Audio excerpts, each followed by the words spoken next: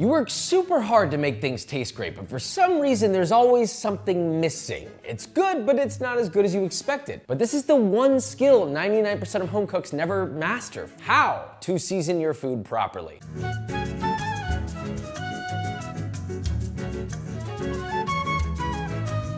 So today we're fixing the real reasons why your cooking might taste flat, or bland, or plain, or just fine. By the end of this video, you'll season like someone who actually knows what they're doing. So with that being said, let's begin. We're covering 4 main principles, starting with number 1, salt. This is the most important thing to learn in this entire video. It's the foundation of seasoning. Most people, and even some restaurants, don't understand it or use nearly enough. So how does salt actually work? The simplest way to put it is a flavor enhancer with a threshold. The number 1 goal is to get the salt level as close to that line as possible without quite going over it, because if you go over it, you're and by that I mean you'll have to start over. All it does is heighten the sensitivity of your taste buds. It also improves aroma, and it draws moisture and volatile molecules out of the food along with it. Now there's really 3 types of salt that you can use. You can either use fine salts, right, like a fine sea salt. The purpose of fine sea salt is to dissolve quickly, which you don't always want. That would be something to mix into a chilled soup or somewhere where coarse salts might not dissolve well enough or quickly enough for your taste. Then there's my personal favorite, all-purpose use kosher salt. Diamond Crystal is the industry standard for a reason. It's the shape, it's the way that it feels in your hands, it measures well. It's something that's like almost like this fine papery texture, so if you want it finer, you can give a little scrub in between your fingers. And then of course, the internet's favorite, flaky salt, right? Maldon, Jacobson. This is really best for finishing. You're not using it really to cook with. If you're seasoning your pasta water with flaky salt, you're literally throwing your money away. Now please, dear God, put your salt in a pinch bowl, okay? No more shaking out of a shaker. Get a feeling for how much salt you're putting on and what that feels like in your hand. This is going to help teach you intuition. Now when you're seasoning anything, don't season really close to the food. Season from high up for even coverage. Let the salt spread. Yeah, you'll sprinkle a little bit around the edges. Now here's how to season perfectly every time. When possible, sauces, soups, stews, marinades, season them as you make or cook them, little by little with salt. You salt it, you stir it, you taste it. Not quite there, put a little more, and then just keep doing that until it reaches the perfect level of salt. You might be thinking, well, Josh, it tastes good. I don't think I can add any more salt. Well, maybe not. Let's say it's a sauce, get a little spoonful, sprinkle a tiny bit of salt and mix that into the spoonful and then taste it. Does it taste better or does it taste too salty? If it tastes too salty, well, don't add any more salt. But if it tastes better, add a little more salt. That's the best way you can do it without over seasoning what you're making in front of you. Now you know how to use salt, but there's gonna be something that happens when you actually start applying salt. So we need to talk about its relationship with water. Salt draws water out of things. That's why when you sprinkle salt on a steak, you let it sit and the surface becomes moist. Keep that in mind when seasoning something. Sometimes you want to draw the moisture out of something to intensify the flavor or help it cook better. But in the case of a steak, it'll actually ruin the cooking process if you let it sit and then sear it with water all over the surface. So it's just something to pay attention to mentally. The second thing is when you're cooking vegetables, you want to season them before you cook and then let them cook with the salt on them. That'll help draw the moisture out. It'll help make them get better color, but it'll also help them just generally cook, right? You have a bunch of vegetables in a pan, you throw in a little bit of salt, oh, all of a sudden there's enough water to help those vegetables cook. So use that knowledge to your advantage. To remember, salting broccolini after you sear it, so you're able to develop a nice crust or browning on it, is a better route, because if you were to season it beforehand, well, then you might end up stewing it in its own water instead of getting a proper hard sear. Thicker foods that require time for salt penetration, like meat specifically, I would highly recommend salting in advance, overnight, in the fridge, uncovered. This allows moisture to be drawn out. It allows for airflow to go around to then evaporate that moisture that's been drawn out. So now you have something that's more flavorful. The salt has penetrated far more deeply than it would. It's not just surface level. And then even better, because of the slight decrease in moisture, you'll get a better sear.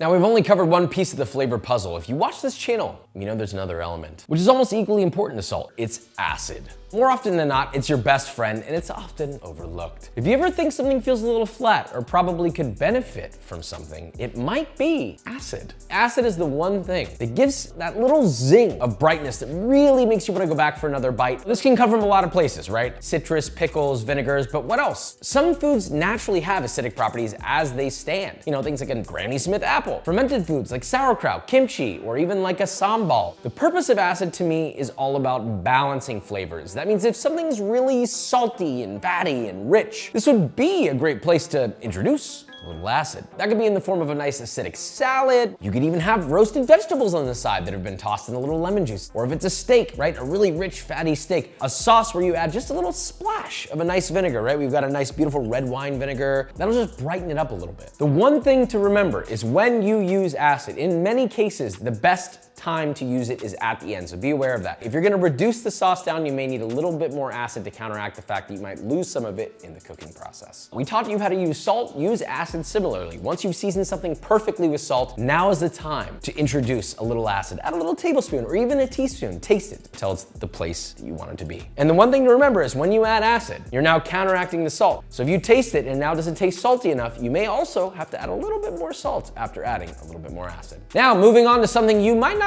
think of a seasoning, but it is, and it's fat. Fat is not just a cooking medium. It literally carries flavor molecules. It gives mouthfeel. It makes everything just hit. It's not just about richness, but it rounds flavors out, right? Just straight salt on a lean steak tastes salty, but it also feels kind of a little flat. But you pair that with a nicely marbled, juicy, fatty steak, and it just adds the roundness, the depth to that bite. Fat itself is actually flavorful if you use it properly, in tandem with something. There are two ways to include fat. Number one is the most obvious, naturally occurring, right? This would be something where the fat is already found in the food you're cooking. That could be in an avocado, it could be in cream, dairy, milk. These are rich, fatty foods. And the second way is, of course, adding it yourself. This could be in the form of a drizzle of olive oil, which the English chefs have a huge problem with. Olive oil in. Tiny bit of olive oil. Tablespoon of olive oil. Bit of olive oil. Just a little bit more olive oil.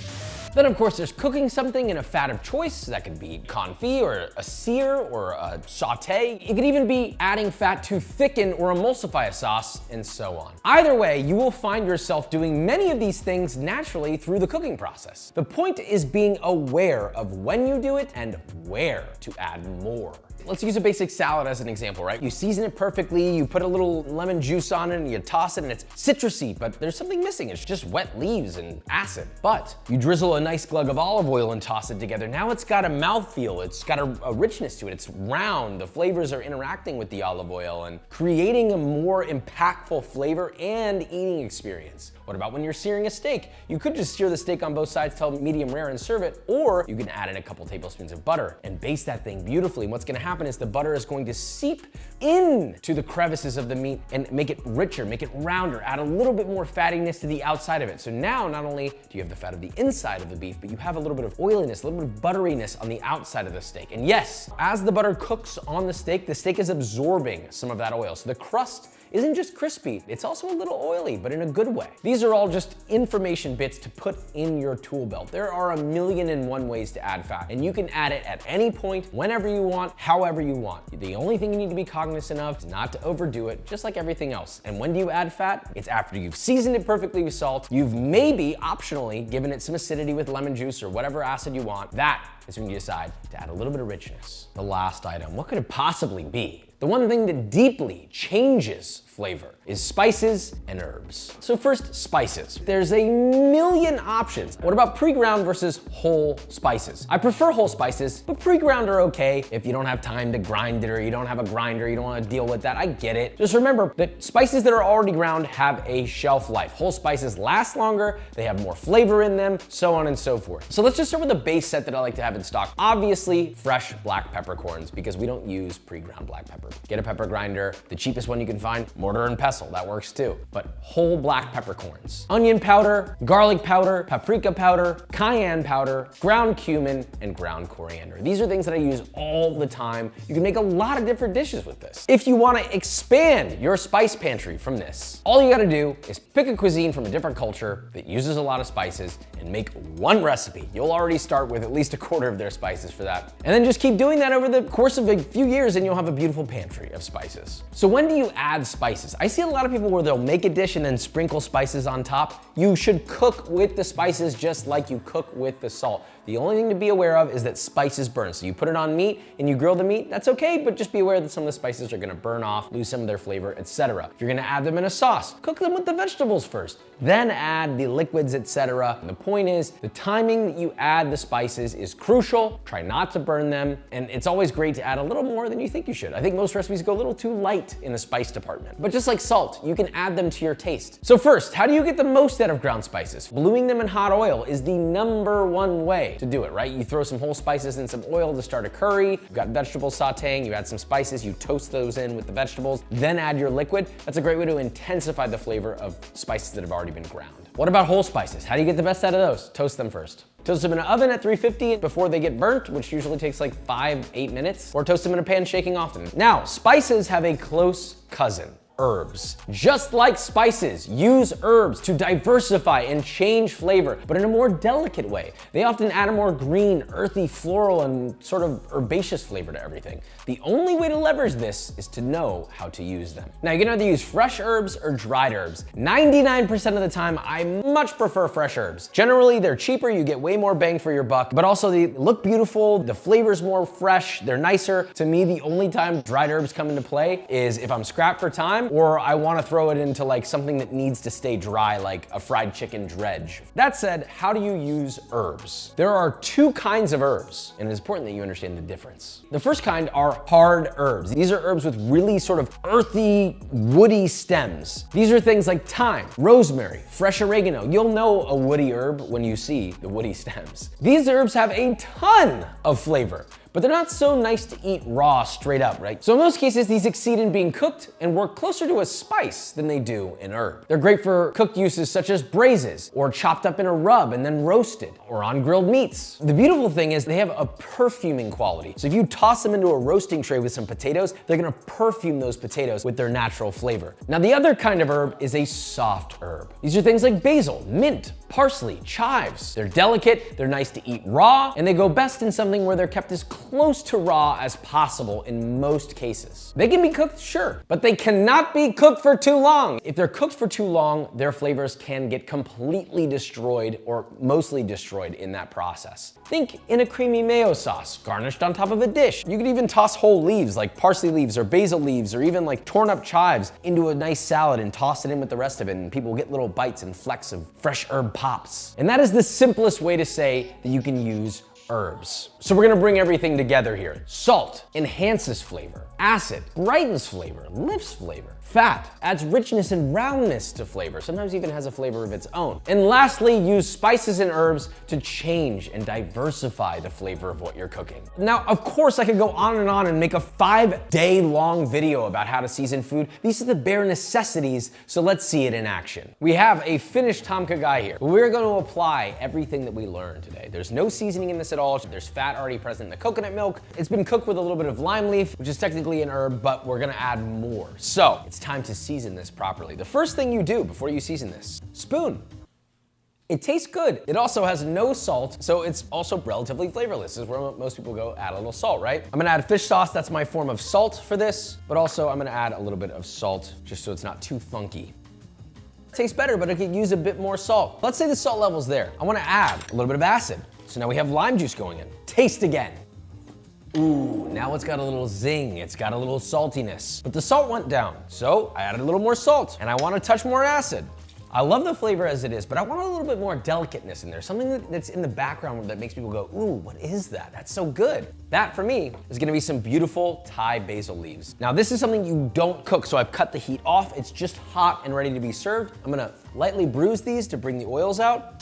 Toss them in, and I'm gonna let those steep in there almost like a tea. Keep those delicate flavors intact. Don't boil it, don't cook them out, just let them sit.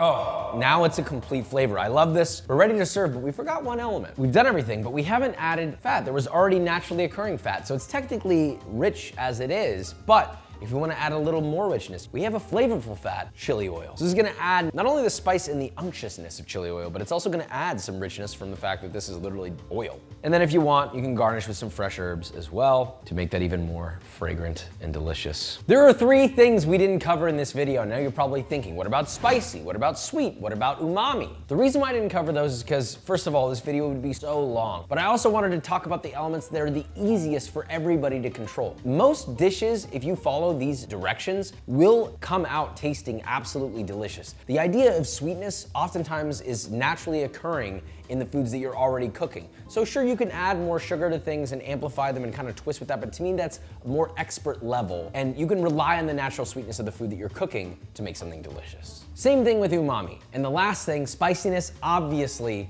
you can add spiciness. I think that it's more of an optional thing. Things can still taste delicious. Like a tom kha gai is great, super spicy, and it's great, not spicy at all. It's really your preference. So my hope is that this video was extremely helpful for you nonetheless. Beginners all over the world should be able to use this and make their food taste better. Love you. Subscribe.